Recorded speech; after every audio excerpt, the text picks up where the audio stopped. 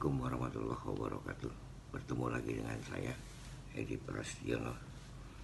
Nah, kesempatan ini saya ingin mencoba untuk memberikan sesuatu yang mungkin ya harusnya dilarang ya di dalam masalah untuk urusan ya jual beli yang namanya senjata atau pusaka. Nah, pusaka yang dimaksud ini adalah yang kita sering dengar dan beredar bahwa ada sesuatu hal yang sifatnya diperjualbelikan, benda-benda pusaka. Nah, khususnya adalah pusaka semacam ya keris, semacam merah delima, semacam juga ya pedang yang dinamakan atau yang dicari-cari saat sekarang yang lagi ngetren itu adalah pedang dalam kondisi yang zaman dulu, yaitulah pedang dari zaman Jepang. Nah, anehnya gitu ya, anehnya di dalam masalah ini luar biasa, harga yang dijanjikan oleh para pembeli ini sungguh sangat luar biasa, bukan ratusan ribu tapi sudah dengan miliaran. Nah, saya juga nggak mengetahui apa penyebab kok bisa sampai sedemikian pedang yang dari zaman Jepang itu untuk dicari, untuk menjadi koleksi ataupun untuk menjadi apa kita belum tahu. Tapi banyak orang yang selalu sering mencari yang katanya asli. Nah, memang ya kalau kita lihat di sana ada beberapa yang sudah dilihat videonya dan sebagainya, itu ada salah satunya bahwa pedang tersebut ketajamannya sangat luar biasa. Yang saya juga dapat video itu adalah salah satunya paku dijepit dan ditempelkan dengan yang namanya pedang, ya semuanya itu putus gitu ya. Nah, itu salah satu keanehan juga. Tapi ya menurut saya di dalam harga ini ya tidak masuk di akal. Kalau seandainya itu mau dikoleksi pun, yang mengoleksi pun juga ya menurut saya ya buat apa juga dengan harga yang cukup tinggi dijanjikan. Nah, di sekeliling kita ini banyak berkeliaran yang namanya ya mediator-mediator yang khususnya adalah sebagai penyambung lidah antara satu sama dengan yang lain. Nah, untuk ini ya kita jangan terjebak, walaupun kita dalam kondisi yang kurang di dalam kehidupan, tapi kita juga jangan merasa bahwa dengan instan ini kalau kita nyari dan sebagainya itu akan ada hal-hal yang bisa menguntungkan kita. Tapi kalau saya katakan bahwa yang hal seperti ini tuh mustahil ya. Mustahil kenapa? Tidak ada yang satu orang pun yang di dalam masalah jual beli pusaka ini menurut saya belum pernah ada yang berhasil. Nah, untuk ini saya berharap jangan sampai kita tergiur, sudah kondisinya juga kondisinya yang sudah tidak mungkin ya, apalagi barang tersebut mudah katanya cuma ada 4, ada 5 dan sebagainya. Ya, kayaknya udah sulit untuk dipahami di dalam urusan-urusan seperti ini. Namun ini hanya mengingatkan buat diri kita, buat teman-teman semuanya, jangan sampai hal itu. Ada lagi juga bisnis yang dinamakan juga itu ada bisnis yang seperti tokek. Tokek yang saya juga pernah dengar, salah satunya adalah tokek yang ukurannya itu seperti 44 cm ya atau 45 cm, dan itu juga harganya juga waduh luar biasa. Inilah salah satu fenomena yang terjadi di lingkungan kita yang mungkin sebagian kecil orang-orang itu sudah mulai melakukan sesuatu yang sifatnya mencari uang dengan instan. Namun di dalam hal ini saya melihat bahwa ada sesuatu hal yang mungkin nggak masuk di akal tadi ya. Satu, masalah harga ya, terus masalah barangnya dan masalah-masalah lainnya, dan pada dasarnya pembeli dan penjual itu tidak pernah ketemu. ada dua hal ini. Yang satu adalah pedang, satu adalah tokek. Nah, tokek adalah salah satu binatang yang katanya juga mau diambil apanya segala macam untuk obat dan sebagainya, atau untuk kosmetik, juga nggak ngerti lah semua masalahnya itu. Nah, masalah di sini yang saya ingin ingatkan kepada kita semua adalah satu, jangan tergiur, jangan tertarik, dan jangan ikut di dalam bisnis yang menjanjikan tetapi tidak pernah ada hasilnya. Ya, kalau yang namanya pedang, mungkin ada pedang itu ya namanya dulu zaman Jepang penjajahan di Indonesia, mereka juga pasti pakai bawa pedang lah ya, bawa pedang yang diciptakan, mungkin pedang itu dari sana dan dibawa kemari, dan mungkin juga ada yang tertinggal karena penjajahan Jepang dalam sejarah itu ya ada 3,5 tahun ya, 3 tahun setengah. Jadi mungkin saja ada yang tertinggal di Indonesia. Tetapi yang menjadi heran kita ini adalah harga jual yang dijanjikan itu bukan ratusan juta, tapi menjadi miliaran rupiah. Nah, sekarang ini sangat menarik sebetulnya. Untuk apa? Untuk kita pelajari seperti apa kondisi ini bisa booming, bisa dikejar-kejar, sampai orang yang tadinya bekerja pun akhirnya bisa tidak bekerja, dan malah kehidupannya bukannya makin baik, tapi kehidupannya makin merosot. Dan akhirnya apa yang terjadi? Ya hutang piutang dan lain-lain sebagainya. Itulah yang terjadi pada kehidupan mereka. Nah, di sini bukan saya menunjuk orang, tetapi dalam hal ini ada hal-hal itu yang terjadi, yang saya pernah juga sebagai orang yang dipertanyakan, ada nggak kira-kira nyimpen barang-barang pusaka yang seperti ini dan itu. Ya semuanya ya saya katakan buat apa. Dan ini saya katakan inilah yang dinamakan bisnis kuntilanak ya. Kenapa saya katakan bisnis kuntilanak? Karena kuntilanak itu adalah alam gaib. Jadi kalau bisnis yang namanya tokek, yang namanya pedang samurai yang dari Jepang itu pun menurut saya sama. Itu bisnisnya adalah bisnis yang tidak jelas. Jadi harapan saya yang namanya pedang, yang namanya tokek, yang namanya merah delima dan lain-lain sebagainya yang sudah tersebar di lingkungan kita ini, ya khususnya di generasi saya ini sudah banyak lah di lingkungan kita yang suka mencari benda-benda yang ya menurut saya benda-benda itu hanya benda-benda peninggalan saja. Kalau binatang mungkin ada, tapi itu pun tidak untuk seharga yang sedemikian fantastiknya ya. Nah, kenapa saya bilang harga itu tidak fantastik? Karena satu ekor tokek itu dihargakan bisa mencapai 2 miliar, bisa dicapai dengan 5 miliar. Nah, ini salah satu yang kita terjebak dalam situasi yang seperti ini. Nah, kemungkinan yang saya melihat karena fenomena ini terjadi di lingkungan kecil, saya melihat bahwa orang-orang yang mencari hal-hal seperti ini adalah orang-orang yang kepingin segala sesuatu itu menjadi instan, menjadi cepat, dan menjadi ingin cepat mendapatkan uang. Atau mungkin orang-orang ini sedang kelilit utang, yang akhirnya dia berpikir secepat mungkin kalau dengan ini mendapatkan sekian M, dia dapat komisi dan sebagainya dan sebagainya. Nah, itulah yang saya katakan, dan saya melihatnya seperti itu. Namun kita sebagai manusia yang berpikir dan punya akal pikiran, ya kita juga harus berpikir sehat ya kan.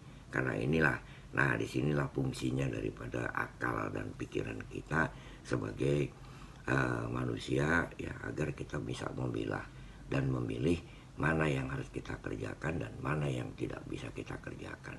Kalau yang nyata mungkin seperti tokek dijual hanya dengan ratusan ribu atau mungkin jutaan rupiah ya, tapi juga tidak sampai bermiliar-miliar. mungkin bisa, dan itu mungkin masuk di akal, masuk di logika kita.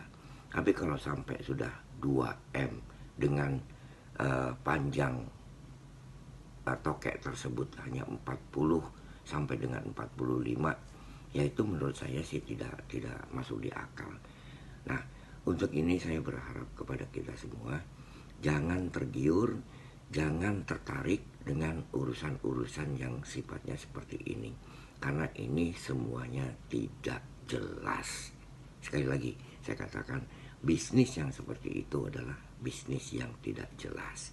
Nah, jangan sampai kita ikut, jangan sampai kita hanyut. Yang karena apa?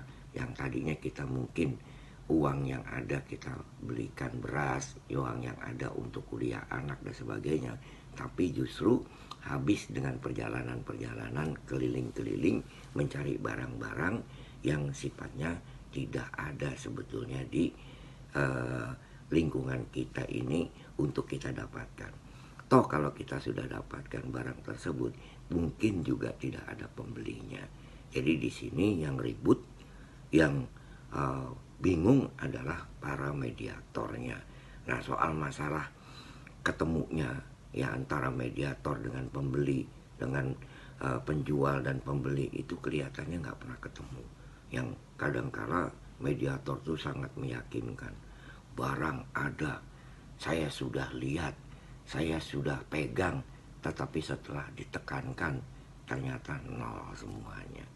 Jadi bisnis atau urusan untuk mencari nafkah bukan di sana tempatnya buat kita. Kita ini adalah orang yang masih sehat, orang yang masih punya tenaga, dan kita bisa bekerja di lain, di tempat yang mungkin sesuai dengan pemikiran kita, sesuai dengan tenaga kita, dan bukan untuk berpikir hal-hal yang mustahil yang akan kita dapatkan. Kalau mustahil yang saya katakan apa tadi, yaitu kalau harga pedang itu sampai dengan 1 sampai dengan 10M, apa mungkin? Dan siapa pembelinya? Ini yang kita mungkin berpikir, ya kan. Terus untuk tokek yang harganya 1 sampai dengan 2M mungkin, dan untuk apa juga tokek itu dibuat. Nah, kondisi ini sangat harus kita kaji. Kenapa kok banyak sekali orang-orang yang ikut serta di dalam bisnis yang seperti ini? Apakah mungkin karena sesuatu tekanan ekonomi, ataukah karena memang ingin mereka mempercepat daripada ekonomi mereka sendiri, atau hal-hal lain yang kita juga tidak memahami untuk mereka. Namun besok kita boleh mencoba untuk meminta keterangan dari orang-orang yang mungkin ya, salah satunya yang saya kenal nanti, untuk bisa kita tanyakan sebetulnya apa sih yang mereka lakukan, sebetulnya apa sih yang mereka cari, kok sampai sedemikian rupa ya, dari Jakarta nyari sampai ke Surabaya, dari Surabaya balik lagi ke Jawa Tengah, dan akhirnya balik lagi ke Jakarta. Bukannya mendapatkan hasil, tapi yang jelas adalah meninggalkan pekerjaan, meninggalkan keluarga, dan menghabiskan uang untuk transportasi. Nah, ini yang saya lihat dan saya dapatkan di masyarakat kita, walaupun itu mungkin golongannya golongan kecil ya, bukan golongan besar. Karena orang-orang yang berbisnis itu pun saya katakan termasuk orang-orang yang ya menengah ke bawah. Tidak ada yang sampai dengan orang-orang yang hidupnya sudah baik ya. Karena buat apa juga kalau hidupnya sudah baik, mereka mau melakukan itu ya juga gak ada untungnya gitu loh. Jadi harapan saya ya, saya mengajak kepada semuanya, jangan pernah untuk melakukan hal-hal yang sifatnya tidak masuk di akal. Yang masuk di akal saja kadang-kadang kita juga harus mengeluarkan tenaga, kita harus mengeluarkan keringat untuk mendapatkan ya secukupnya lah untuk biaya rumah tangga kita. Nah, lebih baik kalau seandainya kita itu menjadi kuli bangunan, atau kita boleh jadi untuk bekerja di mana, dan sebagainya. Ya jadilah kita di pasar kita angkat-angkat barang, dan itu jauh lebih baik kalau menurut saya, dan jauh lebih banyak artinya kepada keluarga ketimbang saat kita melakukan transaksi untuk masalah pembelian yang namanya pedang, yang namanya tokek tadi, itu tidak ada masuk di akal, malah yang justru menghancurkan kehidupan kita, menghancurkan rumah tangga kita, yang akhirnya kita juga dengan keluarga jadi berantakan, gak karu-karuan. Nah, sekali lagi saya katakan, jangan tertarik dengan apa-apa yang menjadi urusan bisnis. Ya mungkin saya katakan adalah kuntilanak, bisnis kuntilanak ya, yang bisnisnya gak jelas.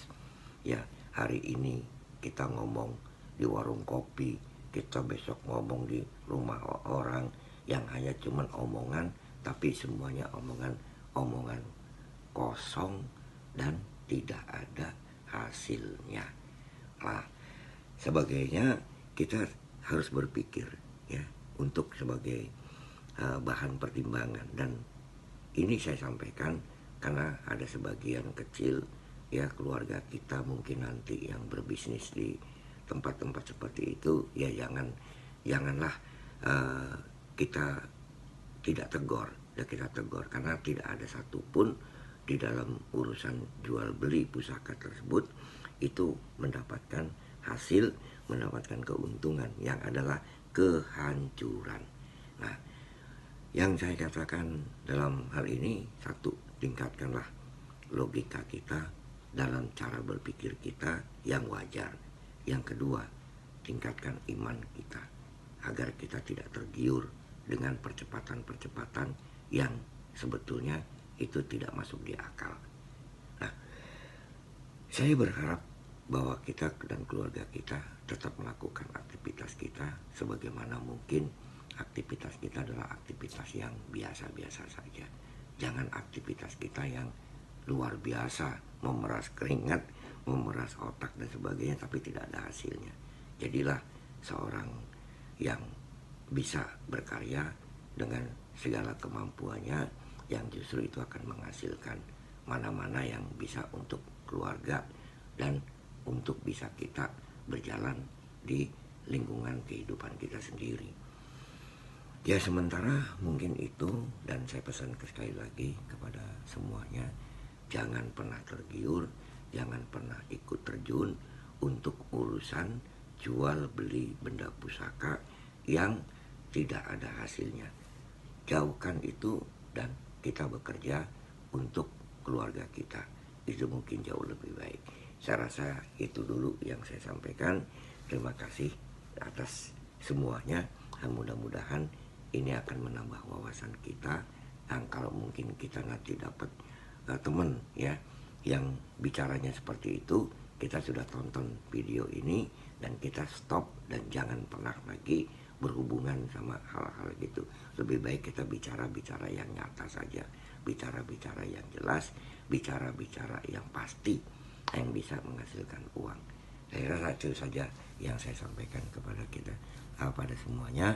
Harapan saya tetaplah berpikir sehat, jaga kesehatan ya, dan kita doa sama-sama agar keluarga kita itu tidak ikut di dalam urusan-urusan seperti itu.